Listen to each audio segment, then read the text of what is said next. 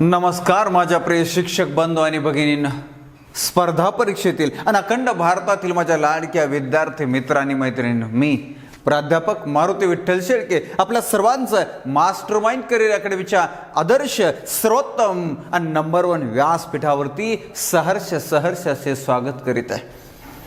आपण शिकत आहोत इतरांना अवघड वाटणारा मात्र आपल्याला सर्वात सोपा आणि सर्वात आवडीचा वाटणारा विषय म्हणजे सायकोलॉजी, मानसशास्त्र अर्थात बालमानसशास्त्र व अध्यापनशास्त्र. खरं तर शिक्षक अभियोग्यता व बुद्धिमत्ता चाचणी या परीक्षेसाठी संपूर्ण शिक्षणशास्त्रावरती प्रश्न आलेले आहेत. म्हणून बालमानसशास्त्र व अध्यापनशास्त्रच नव्हे तर संपूर्ण शिक्षणशास्त्राचा ओव्हरऑल अभ्यास आपल्याला करायचा आहे. आणि या अभ्यासामध्ये, या तयारीमध्ये आपण एक अत्यंत महत्त्वाचा टॉपिक पाहत आहोत.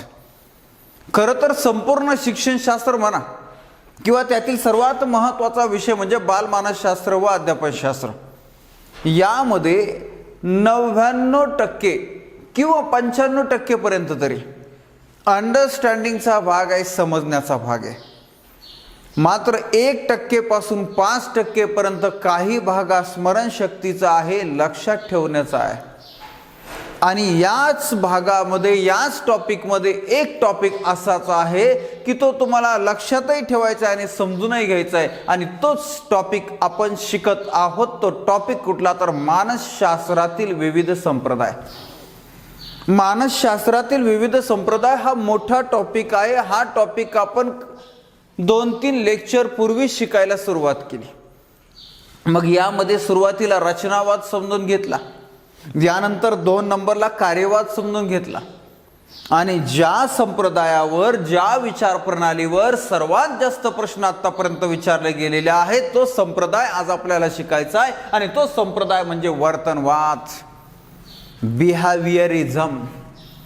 वर्तनवाद नावाची विचार प्रणाली, वर्तनवाद नावाचा संप्रदाय आपल्याला समजून घ्यायचा आहे. आणि तो अत्यंत महत्त्वाचा आहे, ज्याच्यावरती खूप वेळा परीक्षेला प्रश्न विचारले जातात. बरं, तो का महत्त्वाचा आहे यासाठी आपल्याला त्याचा प्रवक्ता, त्याचा जनक समजलं तर सोपं जाणार. या वर्तनवादाचा जनक आहे जॉन वॉटसन. यालाच आपण अमेरिकन वर्तनवादी मानसशास्त्रज्ञ म्हणतो. यालाच आपण JB वॉटसन असंही म्हणतो. काही पुस्तकामध्ये वॅटसन असं आहे, तर हा प्रोनाऊन्सिएशनचा भाग आहे. अमेरिकेतून त्याचं नाव फिरत मग कोणी वॅटसन म्हणन, कोणी वॉटसन म्हणन. बरं, याच्यावरून आपल्याला वर्तनवाद खूप महत्त्वाचा हे कसं कळतंय? ऐका, वॉटसनचा विषय निघाला म्हणजे आपल्याला मानसशास्त्राच्या व्याख्या आठवल्याच पाहिजे. मानसशास्त्राच्या व्याख्यांचा प्रवास जर आपण पाहिला तर सर्वात सुरुवातीला प्लुटोनं सांगितलं व्यक्तिभिन्नतेचे शास्त्र, हे त्याच्या रिपब्लिक नावाच्या ग्रंथामध्ये. यानंतर त्याचा अरिस्टॉटल, ग्रीक विचारवंत, अरिस्टॉटलने डी ॲनिमा नावाच्या त्याच्या ग्रंथामध्ये सांगितलं आत्म्याचे शास्त्र. मॅकडुगल आणि जेम्स रोच यांनी सांगितलं मनाचे शास्त्र. विल्यम वुंडनं सांगितलं बोधावस्थेचे शास्त्र.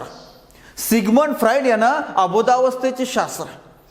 मात्र या सर्व गूढ, रहस्यमय आणि अमूर्त संकल्पनांना मानसशास्त्रज्ञ परिपूर्ण मानत नव्हते. आणि म्हणून सरते शेवटी व्याख्या आली, मानवी वर्तनाचे शास्त्र म्हणजे मानसशास्त्र.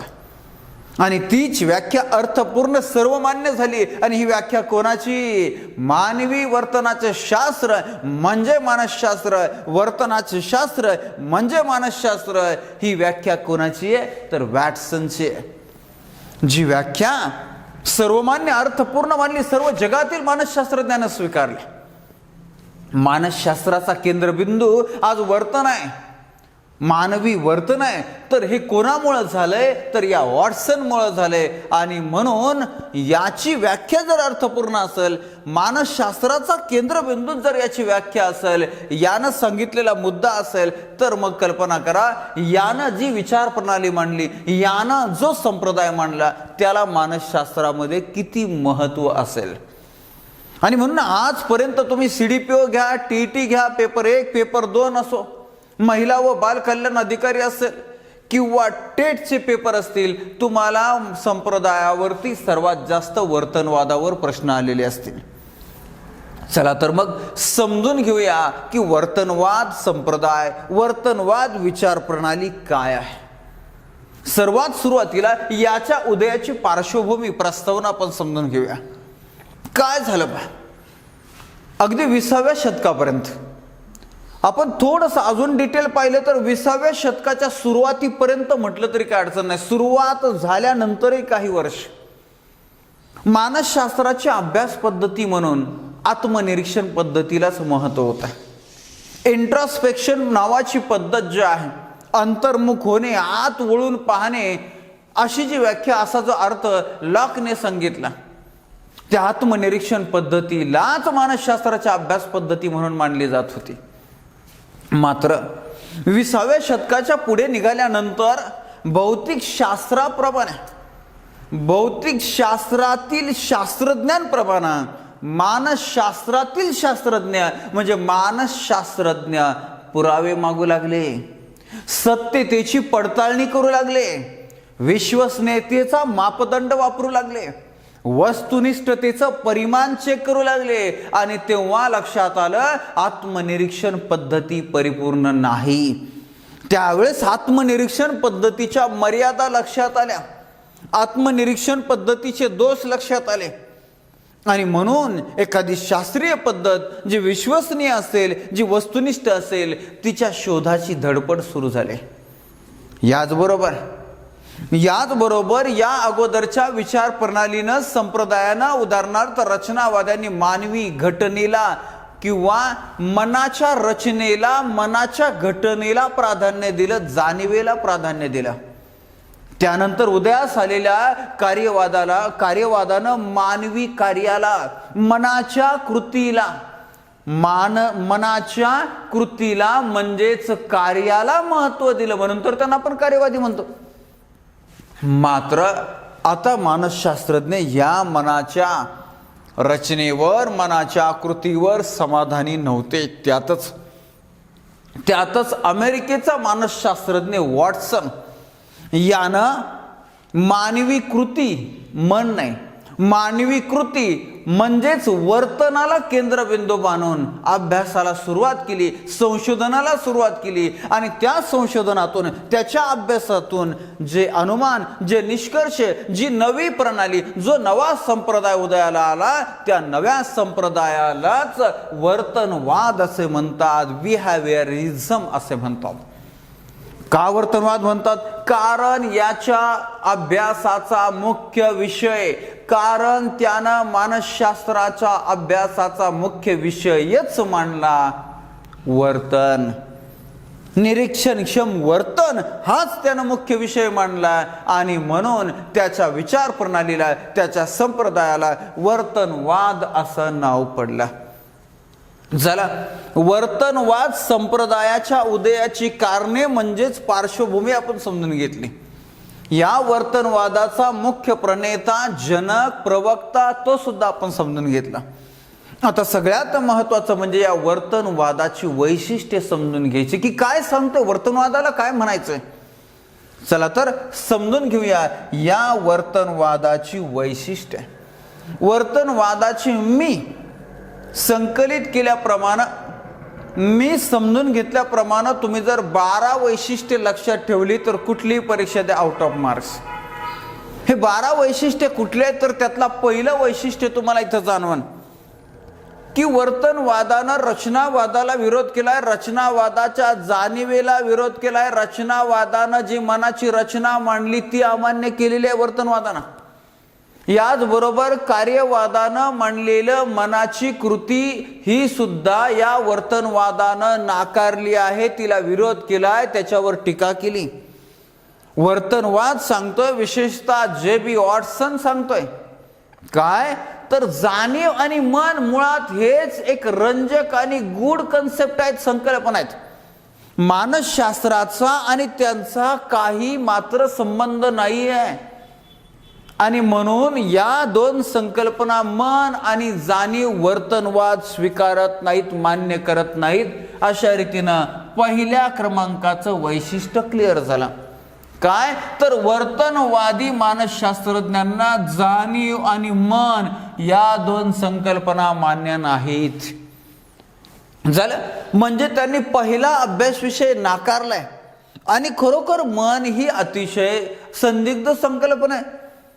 कळतच नाहीये की ही मन नावाची संकल्पना. सांगा बरं, मन इथं आहे, मन इथं आहे, मन इथं आहे, हातात आहे, पायात आहे, कुठं आहे मन?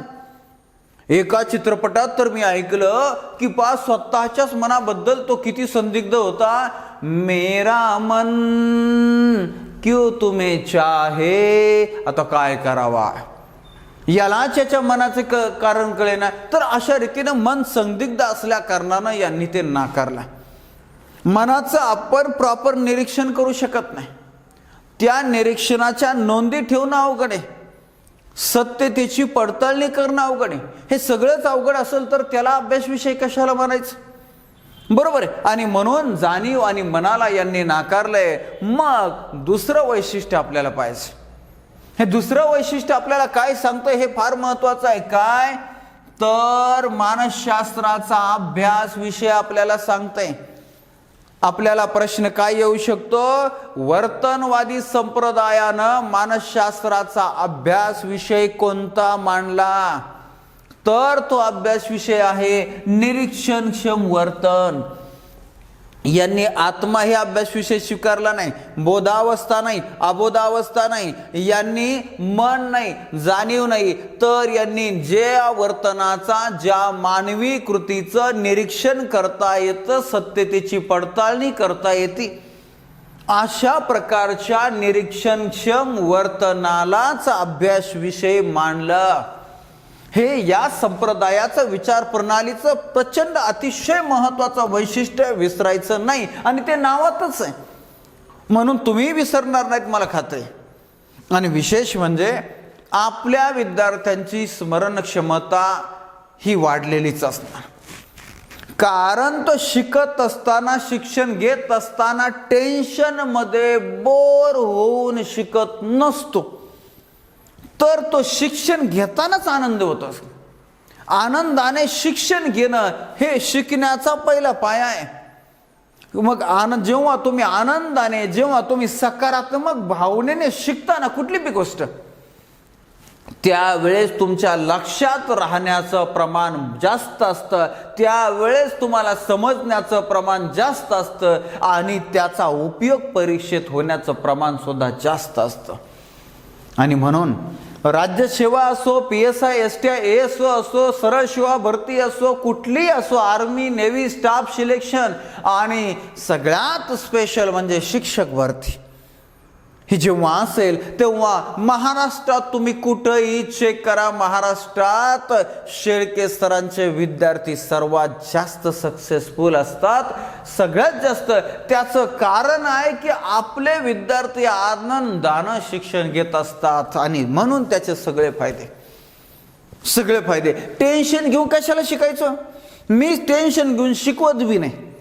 आणि मग तुम्ही कशाला शिकणार? अजिबात नाही. मला खात्री आहे महाराष्ट्रच नाही तर भारतातील जिथून जिथून आपल्याला संपर्क झालेले, कॉन्टॅक्ट झालेले, जोडले गेलेले प्रत्येक विद्यार्थी आनंदानं जगणार बी, शिकणार बी. माणसाचं आयुष्य किती आहे आणि किती टेन्शन घेऊन जगायचं?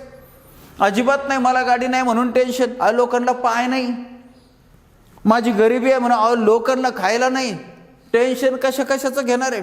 एकाएकांना टेन्शन दुसरीच, लोकांना पहिलीच नाही, वर्गाचं बोलतो मी, बाकी नका डोक्यात घेऊ. तर अशा रीतीनं हे अत्यंत महत्वाचा अभ्यास विषय या संप्रदायाने मांडला. आता तिसऱ्या क्रमांकाचं वैशिष्ट्य की हा वॅटसन, हा वर्तनवाद चेतक प्रतिसाद तंत्र स्वीकारतो. चेतक प्रतिसाद हे जे तंत्र आहे मानसशास्त्रामध्ये आपण पाहिलं, चेतक ज्याला आपण स्टिम्युलस म्हणू, त्यानंतर प्रतिसाद ज्याला रिस्पॉन्स म्हणू, आणि यावरून वर्तन ठरतं. उडवर्त हे जे सूत्र आहे, हे सूत्र यानं स्वीकारलं किंवा वर्तनवाद स्वीकारतो.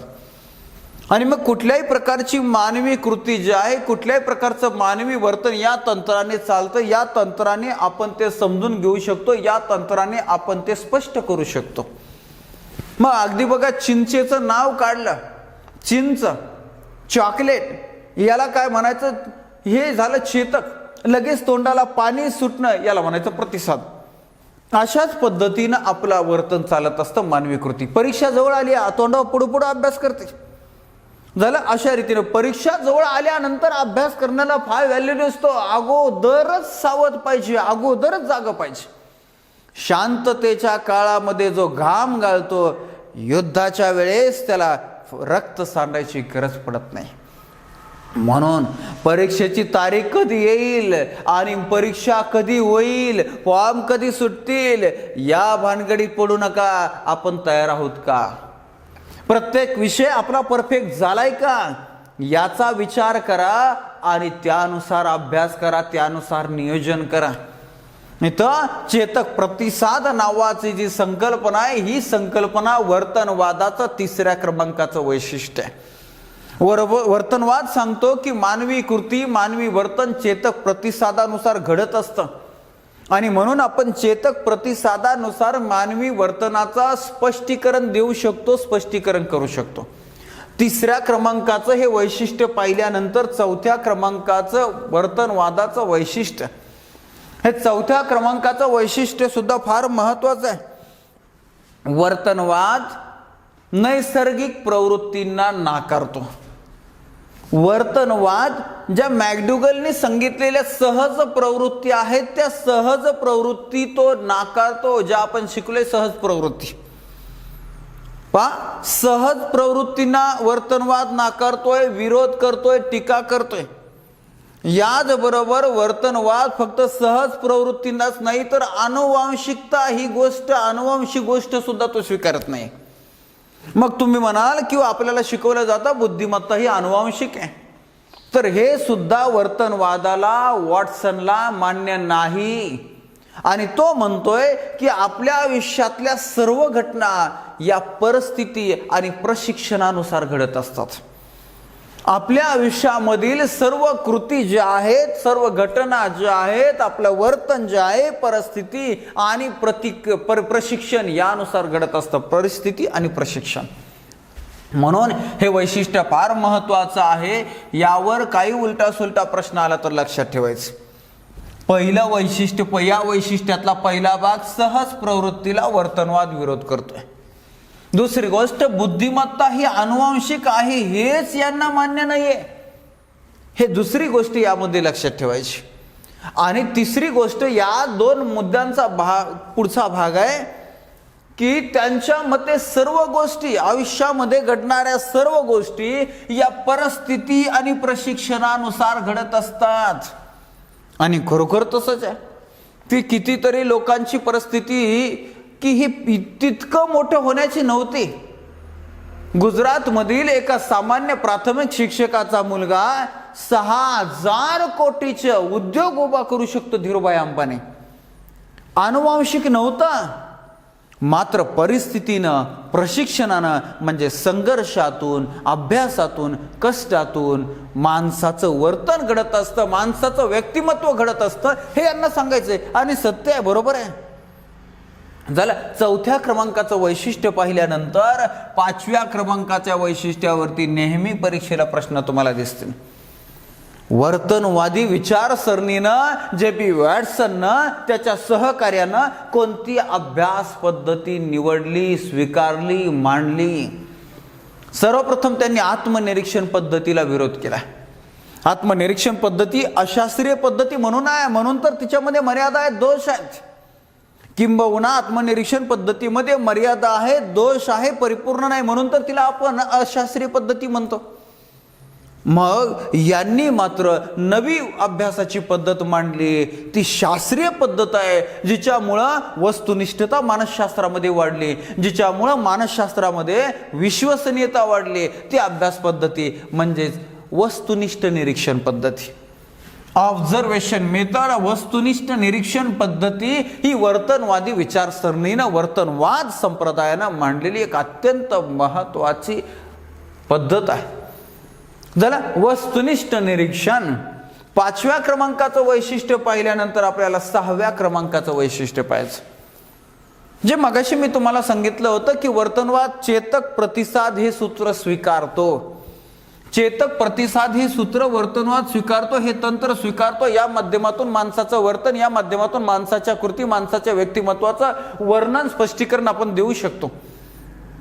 याचबरोबर हा साहचर्यवादी आपला हा वर्तनवादी संप्रदाय पॅवलॉवचा साहचर्यवादी तंत्र सुद्धा स्वीकारतो. रशियन शरीर विज्ञान शास्त्रज्ञ इवान पेट्रोविच पॅवलॉव, ज्यानं शैक्षणिक क्षेत्रामध्ये मानवाच्या वर्तनामध्ये एक क्रांती घडवून आणेल अशा प्रकारचे संशोधन मांडले, अध्ययनाची उपपत्ती मांडली, अभिजात अभिसंधान उपपत्ती. तुम्ही पाहिलं असेल की सगळ्यात जास्त अध्ययन उपपत्तीवर जर प्रश्न आले तर याच्या उपपत्तीवर येतात. याची उपपत्ती, याचं संशोधन एवढं मोठं आहे की ज्याला नोबेल पुरस्कारांनी सन्मानित केला. अशा या अतिशय महान मोठ्या महत्वाच्या संशोधनाला वर्तनवादी स्वीकारतात. वर्तनवादी स्वीकारतात. आपल्याला पॅवलॉवने अभिसंधानाच्या माध्यमातून सांगितलं की जेव्हा आपण नैसर्गिक चेतकाबरोबर कृत्रिम चेतकाचा वापर करू तेव्हा नैसर्गिक चेतकाप्रमाणे कृत्रिम चेतकाला सुद्धा नैसर्गिकच प्रतिसाद मिळतो. आणि हे तंत्र, ही साहचर्यवादी प्रणाली जी आहे, ही प्रणाली यांना मान्य वर्तनवादाला झालं. अशा रीतीचा 6व्या क्रमांकाचं हे वैशिष्ट्य पाहिल्यानंतर 7व्या क्रमांकाचं वर्तनाला महत्व देत असल्या कारणानं, निरीक्षणक्षम मानवी कृतीला महत्व देत असल्या कारणानं, ज्ञानेंद्रियांच्या माध्यमातून, ज्या ज्ञानेंद्रियांच्या माध्यमातून आपण ज्ञान ग्रहण करतो, आपल्याला संवेदना होत असतात, ज्या ज्ञानेंद्रियांच्या माध्यमातून, शारीरिक इंद्रियांच्या माध्यमातून आपण वर्तन घडून आणतो, मानवी कृती घडून आणतो, त्या इंद्रियांना वर्तनवाद महत्वाचं स्थान देतं. याचबरोबर त्याच्याचप्रमाणे स्नायू असतील, ग्रंथी असतील आणि मज्जासंस्था यांनाही वर्तनवाद महत्व देतात आपल्या संप्रदायामध्ये. यानंतरचं 8व्या क्रमांकाचं वैशिष्ट्य आहे या भावने संदर्भाचं वैशिष्ट्य आहे. It is related about emotions. सुरुवातीला तर जॉन वॉटसननं भावनाचा मान्य केला, मात्र नंतरच्या टप्प्यामध्ये त्यानं 3 भावना स्वीकारल्या, ज्या मूलभूत भावना म्हणून तो स्वीकारतो: प्रेम, क्रोध आणि भीती. वॉटसन 3 प्रकारच्या भावना मान्य करतोय: प्रेम, क्रोध आणि भीती. बाकीच्या भावनांना तो संपादित मानतोय, शिक्षित मानतोय, म्हणजे नंतर त्या उदयास येतात असं त्याचं म्हणणं आहे, नंतर त्यांचा विकास होतो असं त्यांचं म्हणणं आहे. आणि साहजिके याचाही अनुभव आपण घेतलाय. बघा ना, माणसाच्या जीवनाला जगण्यासाठी किती लागतं? नाही शिकलं तर चालणार नाही का? शाळेमध्ये नाही गेलं तर तरी माणसाचं अस्तित्व. एकेकाळी कुठे शाळा होत्या, पण आता मात्र अनेक भावना आपल्या मनामध्ये आहेत, अनेक वेगळ्या वेगळ्या प्रकारच्या गरजा, आपल्या अनेक वेगळ्या वेगळ्या प्रकारच्या संकल्पना आपल्या मनामध्ये. मग आपल्याला पहिलीत जायचं, पहिलीत नाही करमलं, पहिलीत नाही मन लागलं तर दुसरीत, काहींचं दुसरीत बी मन लागत नाही, तिसरीत. एक जण तर 14वीनं धोका दिला म्हणून रडत होता. वर्ग म्हणतोय 14वीनं धोका दिला म्हणून रडत होता. म्हणलं आता काय करू? अरे बाबड्या, म्हणलं जा की 15वीत मन लागल. एटीकेटीनं 15वीत जाता येतंय का नाही? तर भावना बदलत चालतात. भावना या नव्या नव्या उदयाला येतात. असं मी नाही, हा वर्तनवाद सांगतोय, वॉटसन सांगतोय. आणि हा वर्तनवाद, हा वॉटसन जो आहे तो भावनांना मानसिक क्रिया नाही तर शारीरिक क्रिया मानतोय. भावनांना तो वर्तनाच्या निरीक्षणक्षम वर्तनाच्या दृष्टीनं पाहतो. प्रचंड क्रोध माणसाला आलाय, ही एक भावना आहे. राग आलाय, मात्र राग आलाय, तळपायाची आग मस्तकाला गेली, डोळे लाल झाले, हाताच्या मुठी आवळल्या गेल्या, हात पाय शरीर थरथर थरथर कापतंय, रागानं लालबंद झालाय. भावना आहे आतली, मात्र वरचं वर्तन सुद्धा निरीक्षणक्षम आहे असं वॉटसन सांगतोय. भावनेकडं तो शारीरिक क्रियेच्या दृष्टिकोनातून, वर्तनाच्या दृष्टिकोनातून पाहतोय, मानसिक क्रियेच्या नाही. हे खास वैशिष्ट्य आहे या वर्तनवादाचं. 8व्या क्रमांकाचं वैशिष्ट्य पाहिल्यानंतर 9व्या क्रमांकाचं वैशिष्ट्य सवय आणि कारक कौशल्याबद्दल आहे. या सवयी सुद्धा वर्तनवाद शारीरिक क्रियाप्रमाणे मांडतोय, वर्तनवाद वर्तनाच्या दृष्टिकोनातूनच पाहतोय. आपल्याला ज्या सवयी आहेत या सवयी सुद्धा हा शारीरिक सवय म्हणूनच सांगतोय, वर्तनाचाच एक भाग म्हणून सांगतोय. 9व्या क्रमांकाचं वैशिष्ट्य झाल्यानंतर 10व्या क्रमांकाचं वैशिष्ट्य हे आपल्या उपयोजनाच्या प्रश्नासंदर्भात, हे आपल्या अध्ययन अध्यापनासंदर्भात, हे आपल्या शैक्षणिक क्षेत्रासंदर्भात. हा वॉटसन काय म्हणतोय की अध्ययन प्रक्रिया कशी घडते, तर अयोग्य प्रतिसाद जर असेल तर आपण स्वीकारत नाही. चेतक प्रतिसादाच्या माध्यमातून अयोग्य प्रतिसाद असेल तर आपण स्वीकारत नाही, योग्य प्रतिसाद असेल तर आपण स्वीकारतो. आपण स्वीकारतो म्हणजे अध्ययन होतं, म्हणजे आपलं वर्तन घडतं. अशा रीतीनं अध्ययन प्रक्रिया नावाच्या या संकल्पनेची घटना कशी घडते, अध्ययन प्रक्रिया कशी घडते हे तो सांगतोय. अयोग्य असेल स्वीकारायचं नाही, योग्य असेल स्वीकारायचं, अगदी बरोबर आहे. अभ्यास करतोय, योग्य गोष्ट आहे, आपण त्याचा स्वीकार करतोय. चित्रपट आला, अयोग्य गोष्ट आहे, नको, परीक्षा जवळ आलेली आहे, आता कधीही परीक्षा होईल आणि आता ही अंतिम परीक्षा आहे, माझे सिलेक्शन होण्याची परीक्षा आहे, माझं आयुष्य घडवण्याची परीक्षा.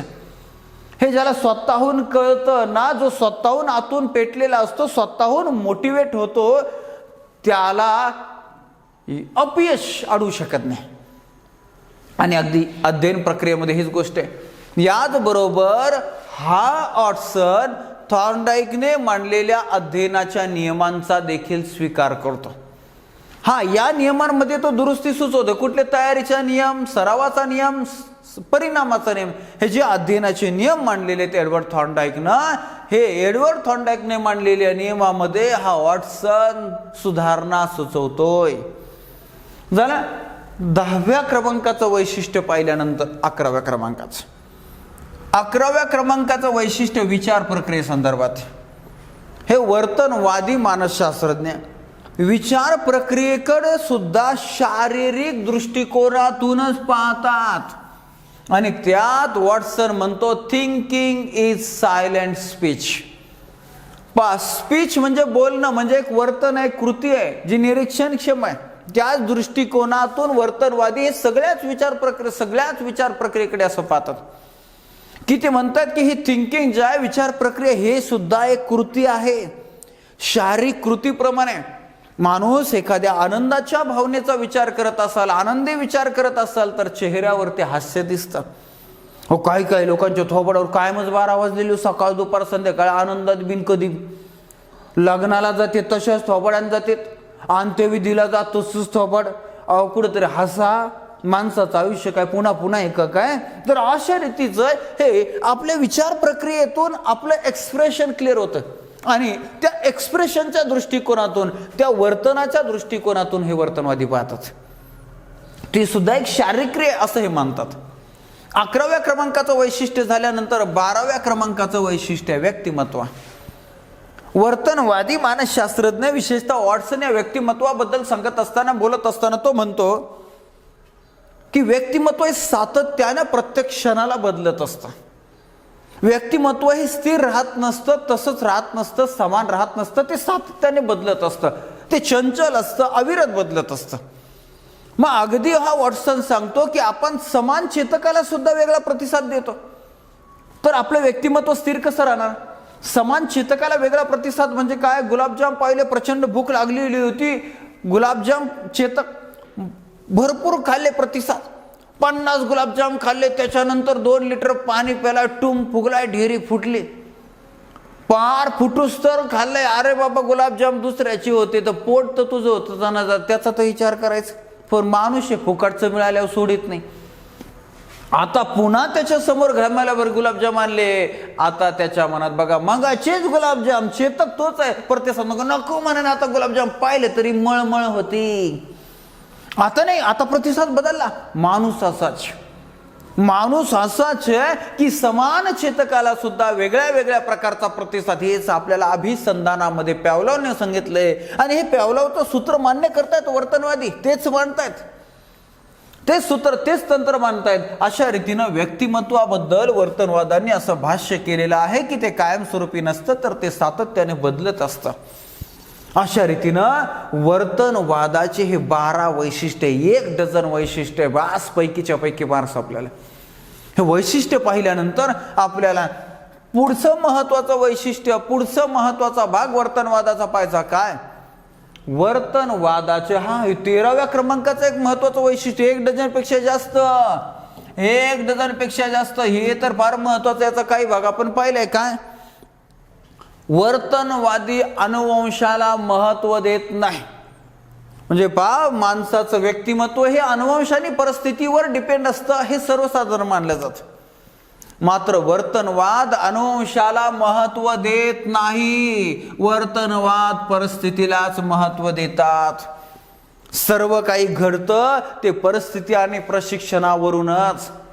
आणि खरंच या वैशिष्ट्यामुळे, वर्तनवादाच्या या मतामुळं, वर्तनवादाच्या या धोरणामुळं, या संकल्पनेमुळे अध्ययनाला एक वेगळ्या प्रकारची प्रेरणा मिळत असते. पहा ना, एखाद्याला 10वी मध्ये कमी मार्क्स पडले, 12वी मध्ये कमी मार्क्स पडले, किंवा कुठल्याही परीक्षेमध्ये कमी मार्क्स पडले, तेव्हा बुद्धिमत्ता आहे, मार्क्स जे आहे ना अनुवांशिक आहे, माझ्या आई वडीलच हुशार नव्हते तर मला कसे मार्क पडणार आहे? अनुवंशाला किती महत्व द्यायचं? माझ्या आई वडिलांनी रनिंगच्या स्पर्धेमध्ये, आजी आजोबांनी रनिंगच्या स्पर्धेमध्ये कधी भागच घेतला नाही तर मला कसं जमणार आहे? अनुवंश, आमच्या अनुवंशामध्ये नाहीच ते रनिंग. मग काय तुझ्या अनुवंशामध्ये? खायचं नुसतं झोपायचं. तर अनुवंशावर सगळ्या गोष्टी डिपेंड नसतात हे त्यांना सांगायचं. तर परिस्थितीवर खूप गोष्टी डिपेंड असतात. सर्व गोष्टी परिस्थिती आणि प्रशिक्षणामुळेच होतात. पोलिओ झालेल्या एक विल्मा रुडॉल्फने 1960च्या ऑलिम्पिक मध्ये गोल्ड मेडल मिळवलंय. परिस्थितीनुसार, इच्छाशक्तीनुसार, प्रशिक्षणानुसार, आपल्या संघर्षानुसार व्यक्तिमत्व घडतंय, आपलं जीवन घडतंय, हे सांगताय 13व्या वैशिष्ट्यामध्ये. म्हणून हे वैशिष्ट्य महत्वाचं आहे, हे लक्षात ठेवायचं. ज्याला 13 वैशिष्ट्ये पाहिल्यानंतर मग आता आपल्याला पाहायचा आहे मुद्दा काय? वर्तनवादाचे मानसशास्त्रातील योगदान काय? वर्तनवादाचं मानसशास्त्रातलं योगदान 4 मुद्द्यांच्या, 4 शब्दांच्या आधारे लक्षात ठेवायचं. पहिली गोष्ट अभ्यास विषय. वर्तनवादानं जो आपल्याला अभ्यास विषय दिलाय, मानसशास्त्राला अभ्यास विषय दिलाय, तो फार महत्वाचा आहे. वर्तनवादाच्या अगोदर मानसशास्त्राचा अभ्यास विषय काय मानला जायचा? आत्मा. कुठं दिसतोय आत्मा? कधी येतोय, कधी जातोय, काय खातोय, काय पितोय, कळतच नाही. दुसरी गोष्ट, काही लोक म्हणले मन अभ्यास विषय. अति मन तर किती संदिग्ध आहे. आता होतं इथं, पर गेलं कुठं? कुणाच्या मागं फिरतय, कुठं कुठं जातंय, काय खातंय, काय पितंय, कसं असतंय, काहीच माहिती नाही. संदिग्ध संकल्पना. बोधावस्था म्हणजे कळेना, अबोधावस्था म्हणजे कळेना. पण वर्तन, निरीक्षणक्षम वर्तन हा मानसशास्त्राला विषय दिलाय, अभ्यास विषय दिलाय. हे अत्यंत फार महत्वाचं योगदान या वर्तनवादाचं मानसशास्त्राला आहे. तेव्हापासून तर मानसशास्त्रामध्ये शास्त्रोक्त दृष्टिकोन वाढला, वस्तुनिष्ठता वाढली, विश्वसनीयता वाढली. याच्यानंतर दुसऱ्या क्रमांकाचं योगदान आहे की वर्तनवाद्यांनी परिस्थितीला महत्व दिले, अनुवंशाला नाही. मगच पाहिलं. आणि यामुळं काय होतं? परिस्थितीला त्यांनी महत्व दिले. अरे तुम्ही संघर्ष करता, तुम्ही प्रशिक्षण घेता, तुम्ही शिकता, याला महत्व आहे. आणि म्हणूनच या वैशिष्ट्यामुळं अध्ययनाला प्रेरणा मिळते. आपण अनुवंशाच्या कुबड्या घेऊन रडत बसत नाही. मला परिस्थिती बदलायची आहे, परिस्थितीनुसारच मी बदलणार आहे. आणि म्हणून इथं काय तर अध्ययनासाठी या विचार प्रणालीमुळे, या संकल्पनेमुळे, या वैशिष्ट्यामुळे प्रेरणा मिळते. तिसऱ्या क्रमांकाचं वैशिष्ट्य की या वर्तनवादी संप्रदायानं मानसशास्त्राला दिलेल्या अभ्यास पद्धती, वस्तुनिष्ठ निरीक्षण पद्धती, ऑब्झर्वेशन थिअरी या वर्तनवादानं दिली. आणि म्हणून मानसशास्त्रामध्ये वस्तुनिष्ठता, विश्वसनीयता वाढली. हे एक महत्वाचे योगदान या वर्तनवादाचं आहे.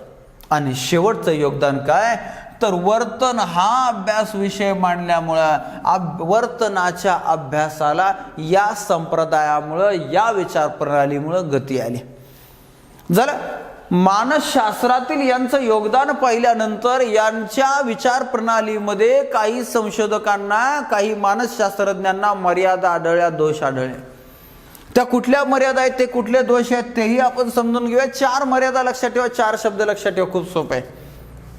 पहिली मर्यादा बघा, हे मानसशास्त्रज्ञ म्हणतात, वर्तनवादी म्हणतात की मानसशास्त्राचा अभ्यास विषय केवळ आणि केवळ वर्तनच मानसशास्त्रात केवळ वर्तनाचाच अभ्यास केला पाहिजे असं म्हणणं आहे. असं कुठे चालतं का? वर्तन आहे मुख्य विषय, पण मग तुमच्या बाकीच्या संवेदना आहे, अवबोध आहे, कल्पना, बुद्धिमत्ता, किती भावना, किती वेगळ्या वेगळ्या संकल्पना यांचाही अभ्यास मानसशास्त्रामध्ये व्हायला पाहिजे. मात्र हे मानत नाही. हे म्हणतात एव्हरीथिंग इज वर्तन, बिहेवियर. झालं, ही एक मर्यादा आहे. त्याच्यानंतर दुसऱ्या क्रमांकाची हे मनाचंच अस्तित्व नाकारते तो. हो, मनाची संदिग्धता ठीक आहे, मन संदिग्ध आहे, अमूर्त आहे, गूढ आहे, रहस्यमय, इथपर्यंत ठीक आहे. मनाचं स्वरूप संदिग्धता आहे, पण मनाचं अस्तित्वच तुम्ही नाकारून कसं जमणार आहे? मनाचं अस्तित्व आहे की क्षणाक्षणाला जाणवतं. कसं? शरीर आपलं सांगतंय की जर कुठं जखम झाली तर वेदना होणार आहे, त्रास होणार आहे, दुःख होणार आहे. त्या दिवशी एक जण रस्त्यानं धावत धावत जोरामध्ये पळत होतो. पळता पळता दाबदिशी पडलं, गुडघे फुटले, कोपरं फुटले, तोंड फुटलं, तरी हसत आहे. येड्या म्हटलं एवढं लागलं, एवढे रक्त निघतोय तरी हसतो, एवढा आनंद झाला कसा तुला? का? तो सर, जिला पाहण्यासाठी धावत पळत आलो होतो तिला नुसतं पाहिलं नाही तर जाता जाता तिनं इतकी छान स्माईल दिली. ह्या जखमा काय? अरे जखमा, शरीर सांगते जखमा झाल्यात, वेदना व्हायला पाहिजे, मात्र याला आनंद होत होता. तर मनानं त्या प्रसंगाचा अर्थ वेगळा काढलाय. म्हणजे मन असं आहे, मनाचं काम चालतं, म्हणून मनाचं अस्तित्वच नाकारणं हे मनाला पटत नाहीये. हा एक मर्यादा आहे, एक दोष आहे या विचार प्रणालीचा. तिसऱ्या क्रमांकाला हा संप्रदाय सहज प्रवृत्ती, नैसर्गिक प्रवृत्ती, अनुवंशालाच नाकारतोय. कितीतरी गोष्टी अनुवंशावर डिपेंड आहे. आजकाल बुद्धिमत्ता बहुतांश अनुवंशावरतीच मानली जाते. दुसरी गोष्ट, अनुवंशाने किती आजार आलेत, अनुवंशाने किती प्रकारच्या सवयी आल्यात. आणि म्हणून या अनुवंशाला किंवा सहज प्रवृत्तीला नाकारणं हे सुद्धा योग्य वाटत नाही. पूर्णतः या नाकारणं हा परिस्थितीनुसार माणसं अनुवंशावर मात करतात इथपर्यंत ठीक आहे. शिक्षणानं, प्रशिक्षणानं, कष्टानं, बलिदानानं माणसानं या सहज प्रवृत्तीवर, अनुवंशावर मात केली असेल, मात्र यांना नाकारणं हे कितपत योग्य आहे? मग मला सांगा, एखादा मतिमंद मुलगा आहे, हा मतिमंद मुलगा आदर्श चांगला शिक्षक होऊ शकतो का? बरं, चांगला शिक्षक जरा खूपच अवघड गोष्टी, डॉक्टर होऊ शकतो का, इंजिनियर होऊ शकतो का? नाही ना. मग हे अनुवंशावर डिपेंड आहेच की, हे अनुवंशावर डिपेंड आहेच. अशा रीतीनं आपल्याला ही एक मर्यादा इथं सांगितली. आणि चौथ्या क्रमांकाची मर्यादा आहे की प्रत्येक ठिकाणी, प्रत्येक वेळी मानसशास्त्रामध्ये तुमची फक्त निरीक्षण पद्धतच चालणार नाही, वस्तुनिष्ठ निरीक्षण पद्धतच चालणार नाही. कधी कधी तुम्हाला मनाचा अभ्यास करायचा आहे, भावनांचा अभ्यास करायचा आहे, आत्मदोषाचा अभ्यास करायचा, आत्मनिरीक्षण पद्धती वापरावी लागते. कधी कधी तुम्हाला जीवनवृत्तांत पद्धती वापरावी लागते. कधी कधी तुम्हाला मनोविश्लेषण पद्धती वापरावी लागते. कधी तुम्हाला प्रक्षेपण पद्धती, सर्वेक्षण पद्धती, अशा सर्व वर्तन अभ्यासाच्या पद्धती स्वीकाराव्या लागतात, वापराव्या लागतात. म्हणजेच वर्तनाची फक्त एकच पद्धत वापरून चालणार नाही. अशा रीतीनं ही एक मर्यादा आहे. हे हा एक दोष या पद्धती, या प्रणालीचा, या संप्रदायाचा. झालं. अशा रीतीनं या वर्तनवादाच्या या 4 महत्वाच्या मर्यादा सुद्धा आपण पाहिल्या. काय शिकलो आजच्या संप्रदायामध्ये नीट लक्षात ठेवायचं, समजून तर घ्यायचंच. माझी खात्री आहे तुम्हाला समजलेलंच असणार आहे. हा संप्रदाय, हे लेक्चर किती समजलं हे कमेंटच्या रूपानं, व्हॉट्सॲपला मेसेजच्या रूपाने कळवा. कारण तुमच्या कमेंट्स मला माझ्या अभ्यासाची पद्धत, अभ्यासाची दिशा ठरवून देतात. त्याचा मला फार फायदा होतो. आणि जसं माझ्याकडून तुम्ही मोटिवेट होता तसं तुमच्याकडून मी मोटिवेट होतो. माझ्या शिकवण्यानं तुम्हाला फायदा होतो, तुम्हाला समजतंय, परीक्षेला तेच प्रश्न येत आहेत, त्याच्यामुळे चांगले मार्क्स पडत आहेत, नोकऱ्या मिळत आहेत. ह्या सगळ्या गोष्टीनं मलाही खूप सातत्याने काम करायला प्रेरणा मिळते, ऊर्जा मिळते. आणि म्हणून या ऊर्जेचं आदान प्रदान दोन्ही माध्यमातून झालं तर चांगलं आहे. One way is not good. एक साईड चांगली आहे का? अजिबात नाही. तर अशा प्रकारचं आदान प्रदान सुरू राहू द्या. यश अपयशाचा हा प्रवास आपण आपल्या ध्येय प्राप्तीपर्यंत सातत्याने सुरूच ठेवणार. वर्तनवादात आतापर्यंत काय काय पाहिलंय एकदा सारांश रूपाने आपण समजून घेऊया. सगळ्यात सुरुवातीला वर्तनवादाचा प्रवक्ता पाहिला, त्याच्यानंतर वर्तनवादाच्या उदयाची कारण आपण प्रास्ताविकामध्ये पाहिले, प्रस्तावनेमध्ये पाहिले. यामध्येच आपण या वर्तनवादाच्या या प्रवक्त्याच्या जॉन ऑटसनच्या व्याख्यांचा प्रवास सुद्धा आपण पाहिला. मानसशास्त्राच्या व्याख्यांच्या प्रवासामध्ये ऑटसनला किती महत्व आहे हे आपण पाहिलं. त्याचबरोबर वर्तनवादाला वर्तनवाद बिहेवियरिझमच का म्हणतात तर ते सुद्धा आपण पाहिलं. त्यानंतर मग आपण वर्तनवादाचे 13 वैशिष्ट्ये समजून घेतली. ही वर्तनवादाची 13 वैशिष्ट्ये झाल्यानंतर वर्तनवादाचे मानसशास्त्रातील योगदानामध्ये 4 महत्त्वाच्या संकल्पना समजून घेतल्या आणि यानंतर वर्तनवादाच्या 4 महत्त्वाच्या मर्यादा समजून घेतल्या. अशा रीतीनं वर्तनवाद नावाचा संप्रदाय जो अत्यंत महत्त्वाचा आहे तो आज आपण परिपूर्णरित्या समजून घेतला, परिपूर्णरित्या आपण शिकलो. चला या भागामध्ये या लेक्चरमध्ये इथंच थांबूया. पुन्हा भेटू पुढील भागामध्ये. धन्यवाद. Thank you very much.